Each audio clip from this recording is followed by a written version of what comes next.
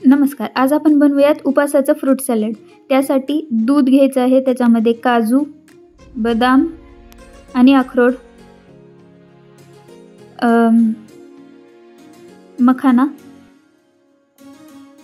केशर हे सगळं अर्धा ते 1 तास भिजत घालायचं आहे. त्याच्यानंतर ना हे मिक्सरमध्ये टाकून त्याला एकदा फिरवून घ्यायचं आहे. त्याच्यामध्ये सफरचंद, डाळिंब, चिक्कू आणि केळ हे किंवा तुमच्याकडे जे फळं असतील ते सगळे टाकून हे जे साहित्य मिक्सरमधनं काढलंय ते त्याच्यामध्ये टाकायचं आहे. उपासाला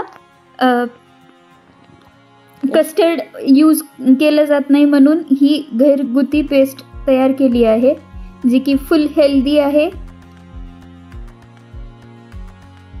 त्याच्यामध्ये दूध टाकायचं आहे.